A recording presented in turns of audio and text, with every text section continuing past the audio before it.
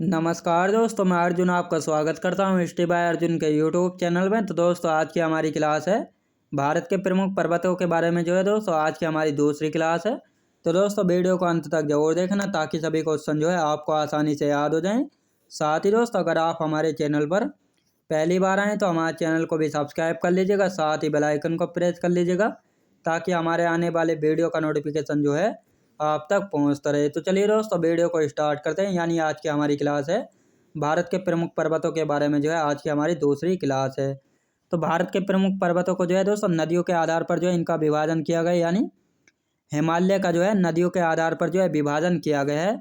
और ये विभाजन सिडनी बोडार्ड नामक भूगर्भ शास्त्री ने किया गया था, हिमालय का नदियों के आधार पर विभाजन। अब सिंधु और सतलज नदी के बीच का हिमालय है उसको किस नाम से जाना जाता है? कश्मीर या पंजाब हिमालय के नाम से जाना जाता है। याद रखें दोस्तों, यानी सिंधु और सतलज नदी के बीच का हिमालय आता है उसको किस नाम से जाना जाता है? तो कश्मीर या पंजाब हिमालय के नाम से जाना जाता है। यदि अब बात की जाती है दोस्तों सतलज और काली नदी के बीच का हिमालय है उसको किस नाम से जाना जाता है? कुमाऊं हिमालय के नाम से जाना जाता है। सतलज और काली नदी के बीच का हिमालय है, याद रखेंगे। अब काली और तीस्ता नदी के बीच का हिमालय है इसको नेपाल हिमालय के नाम से जाना जाता है। याद रखें दोस्तों, काली और तीस्ता नदी के बीच के हिमालय को किस नाम से जाना जाता है? तो नेपाल हिमालय के नाम से जाना जाता है। यदि तीस्ता और दिहांग नदी की बात की जाए तो किस नाम से जाना जाता है? असम हिमालय के नाम से जाना जाता है। याद रखें दोस्तों, तीस्ता और दिहांग नदी के बीच का हिमालय है उसको असम हिमालय के नाम से जाना जाता है। याद रखेंगे।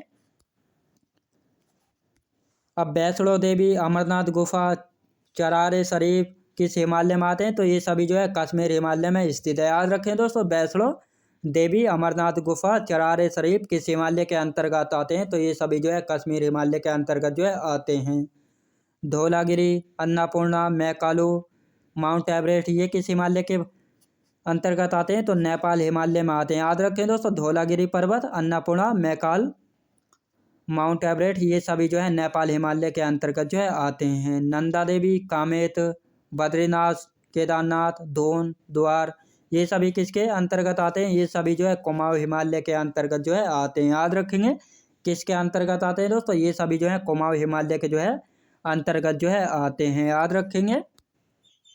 अब देखते हैं दोस्तों पूर्वोत्तर की पहाड़ियाँ, यानी पूर्वोत्तर की पहाड़ियों के बारे में भी जान लेते हैं।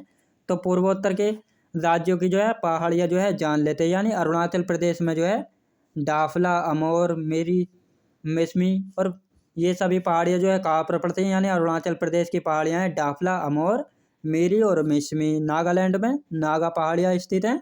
मणिपुर में लेमाटोल पहाड़ी या मिजो पहाड़, लेमाटोल पहाड़ी। मिजोरम में मिजो पहाड़ियाँ याद रखें दोस्तों, मिजोरम में मिजो पहाड़ियाँ पड़ती हैं। और मेघालय राज्य में गारो, खासी और जयंतियाँ। भारत में सर्वाधिक वर्षा वाला स्थान की बात की जाए तो मासिन राम है। याद रखेंगे दोस्तों, कौन सा? मासिन राम है। याद रखेंगे, जो कि खासी पहाड़ियों पर स्थित है। याद रखेंगे। अब देखते हैं दोस्तों अरावली पर्वत, यानी अरावली पर्वत के बारे में जानते हैं। अरावली पर्वत दोस्तों, अरावली पर्वत की बात की जाए तो अरावली पर्वत की लंबाई है 800 किलोमीटर लंबा अरावली पर्वत है। और इसके विस्तार की बात की जाए तो गुजरात, राजस्थान, हरियाणा और दिल्ली इन सभी में अरावली पर्वत का विस्तार है। याद रखेंगे। अरावली पर्वत की सबसे ऊंची चोटी की बात की जाए तो अरावली पर्वत की सबसे ऊंची चोटी हो जाती है गुरु शिखर, जो जिसकी ऊंचाई 1722 मीटर है। याद रखेंगे। और यह गुरु शिखर माउंट आबू की पहाड़ियों में पाई जाती है। और साथ ही दोस्तों दिलवाड़ा का जैन मंदिर जो कि जैन धर्म के लिए प्रसिद्ध है, कहाँ पर है? माउंट आबू की पहाड़ियों में स्थित है। याद रखेंगे।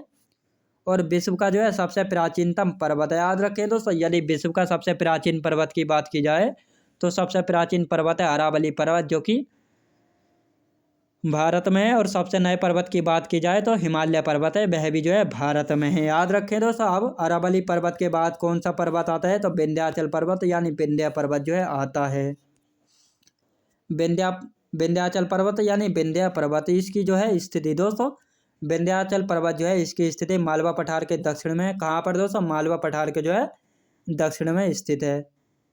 यह उत्तर भारत और दक्षिण भारत को अलग करने का काम करता है। दोस्तों विंध्याचल पर्वत वह दक्षिण भारत और उत्तर भारत को अलग करने का काम करता है। और इसके पूर्व में जो है भांडेर एवं कैमूर पहाड़ियाँ जो है स्थित है, यानी इसके पूर्व में जो है भांडेर एवं कैमूर की पहाड़ियाँ जो है स्थित हैं। इसका सर्वाधिक विस्तार किस राज्य में है? तो मध्य प्रदेश में जो है सर्वाधिक विस्तार है विंध्याचल पर्वत यानी विंध्य पर्वत का। याद रखें दोस्तों। अब आता है सतपुड़ा पर्वत। कौन सा पर्वत आता है दोस्तों? अब आता है सतपुड़ा पर्वत। सतपुड़ा पर्वत की बात की जाए, यह जो है एक बिलोक पर्वत है। यह जो है राजपीपला, महादेव और मैकाल पहाड़ी, यानी सतपुड़ा पर्वत जो है दोस्तों 3 भागों में जो है बटा हुआ है, यानी राजपीपला पहाड़ी, महादेव पहाड़ी और मैकाल पहाड़ी। और महादेव पहाड़ी की जो है सबसे ऊंची चोटी की बात की जाए तो दोस्तों महादेव पहाड़ी की सबसे ऊंची चोटी है धूपगढ़ चोटी। और यदि मैकाल पहाड़ी की सबसे ऊंची चोटी की बात की जाए तो अमरकंटक चोटी है। और इसी अमरकंटक चोटी से जो है दोस्तों 2 नदियों का उद्गम होता है, सोन और नर्मदा नदी का जो है उद्गम होता है यही अमरकंटक चोटी से, जो कि मैकाल पर्वत की जो है सबसे ऊंची चोटी है। याद रखेंगे। तो दोस्तों मैं उम्मीद करता हूँ आपको वीडियो क्वालिटी, कंटेंट वगैरह सभी कुछ आपको पसंद आया होगा। पसंद आया हो तो लाइक शेयर और सब्सक्राइब करना बिल्कुल भी ना भूलें। साथ ही दोस्तों अगर आप हमारे चैनल पर पहली बार आएँ तो हमारे चैनल को भी सब्सक्राइब कर लीजिएगा, साथ ही बेल आइकन को प्रेस कर लीजिएगा ताकि हमारे आने वाले वीडियो का नोटिफिकेशन जो है आप तक पहुँचता रहे। तो चलिए दोस्तों मिलते हैं नेक्स्ट वीडियोज़ में।